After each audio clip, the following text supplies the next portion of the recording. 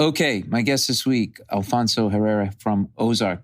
Great conversation with him about his character, playing bad guys, how he gets ready for roles like that, what it was like coming to America and act here. Really interesting conversation with him. Really nice guy. And just learned a lot about him. Knew him from afar as a great actor, but got to know him better through this conversation. So I hope you enjoy it and hope to see you guys on the road. Hey, everybody. Welcome to the show. My guest this week, Alfonso Herrera. You know him from the film The Chosen, from television, The Exorcist, Sense8, a terrific actor. And he now stars in Ozark, which my wife and my son cannot stop watching and talking about.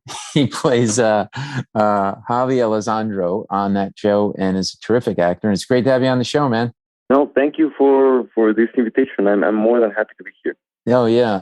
So family is a big fan of this. My wife and my son got turned on to Ozark initially and then turned me on to it, and it's terrific. And you play a tough character, a bad guy, but it's really interesting to me as an actor myself, sort of how you approach these kind of roles, because there was an article that I read that where they interviewed you, and you talk about exploring the darkness and measuring it against what makes your character Javi human. And you talked about playing Javi as being liberating in a way. And what was liberating about it for you? Well, there are many aspects of feeling that, freedom and that liberation. First of all, we were shooting during the second wave of the pandemic, so going to set was actually liberating. It was going into a playground, but like to literally go play, go have fun. Yeah. The hard part was to go back home and just stay there, because the situation was a bit complicated. And in another way, I think that Javier presents many possibilities. I said this in a previous interview.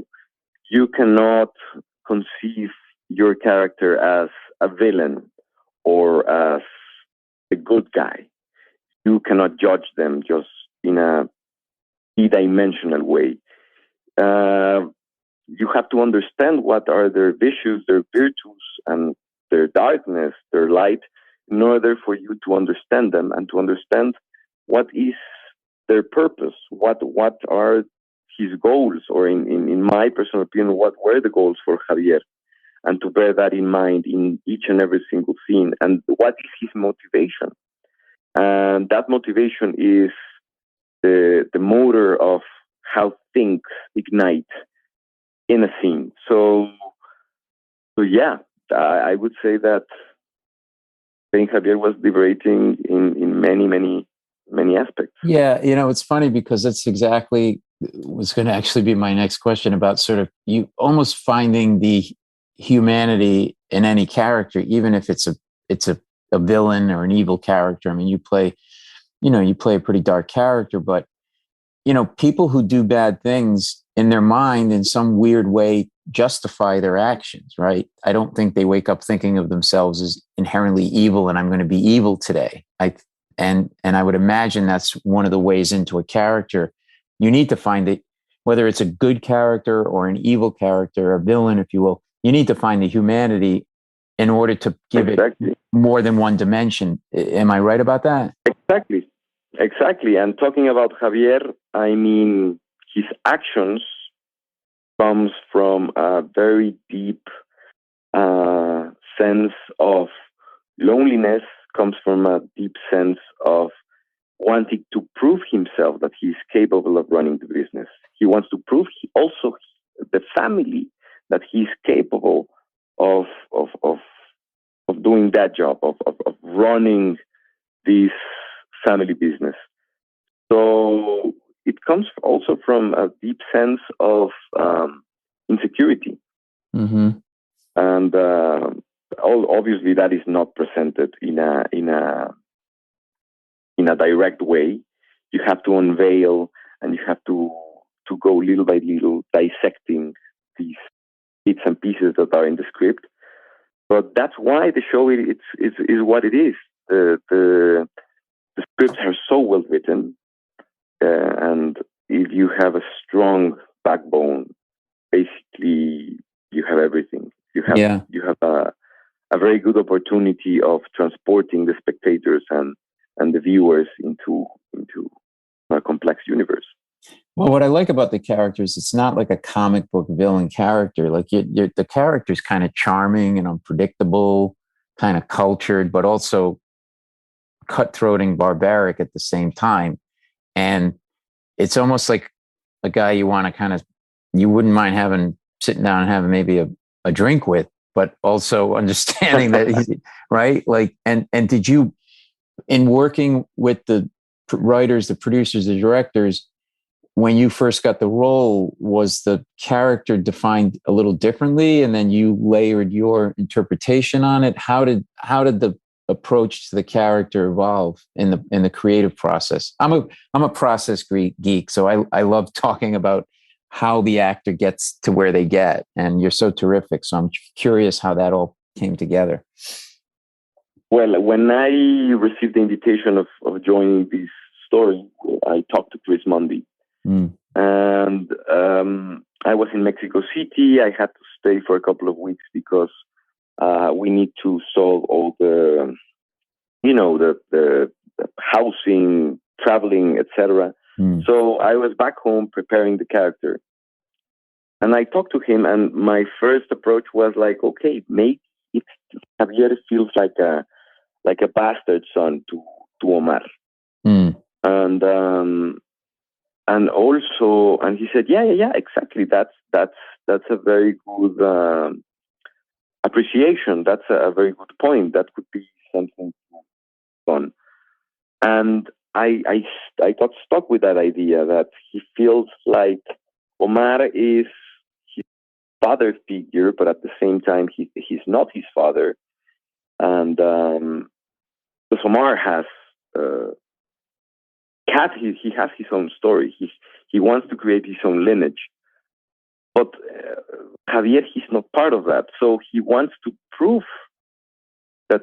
I mean, the strong connection comes with the mother that you can understand a bit more in the last 7 episodes, but there is some kind of lost. How can I say this? Sorry, I'm going from English to. No, that's okay. That's okay. He wants to, in a certain way, to feel that the family is there for him. Yeah. But he doesn't feel that way, and Omar doesn't provide him the tools for him to feel secure in the family. When he goes to the birds, he's not welcome. When he is with the family, with Omar, at some point he's not welcome. Each and every, if you appreciate in each scene, he's not welcome. He creates like this tension every single time he's in a space, and I think that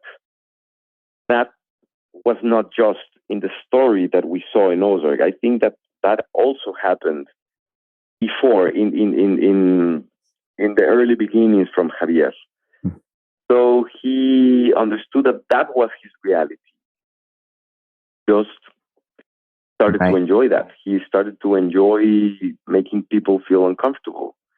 And that was like his own way of playing tricks to his mind and try to have to enjoy. Right. It's the ability to control. You know, when you don't feel like you have any control and you don't belong anywhere, you start to do things that let you think you're in control, even if they're outrageous things or it hurts other people. And you're right about Omar. Like, you feel like, I thought Omar was going to embrace Javier more, but part of me felt like, but he doesn't. He doesn't. And part of me feels like, well, maybe Omar is concerned. You know, it's very much like the Roman Empire, right? You know, sort of don't turn your back on the senators. It's like you don't know in the family who might, you know, come after your throne. And so don't turn your back, otherwise Brutus will come and right. stab you. Yeah. And so that's got to make a really fun part for you, because there's so many layers to these relationships that you have. It's family, but it's not really family. It's business first. Is it business first? Is it family first? Have you ever had a part that's been, so to me, it seems juicy is a good word, like so layered? Have you ever been able to, have you ever enjoyed something this much before in terms of that approach or that challenge? Well, I love my job. I love my job, and I try to embrace each and every single character the same way. Right. Try to dissect the script, try to find the answers in the script. And if the answers, I still have doubts, I build my own pieces in order to connect the dots. Right. You know? Right. To just yes, to have something and to have some security when I'm on set, to lean on something that where I can feel safe, where I can know where I was in the past. So yeah, that's the way I like to approach characters. Well, it's absolutely terrific. I congratulate you on the work. It's you're a fun bad guy to watch. And thank you, man. Absolutely great work. Show is Ozark on Netflix. Alfonso Herrera, great to have you on. Good luck, buddy. Thank you very much. A pleasure being with you. All right, there you go. Thank you, Alfonso. Great conversation with him.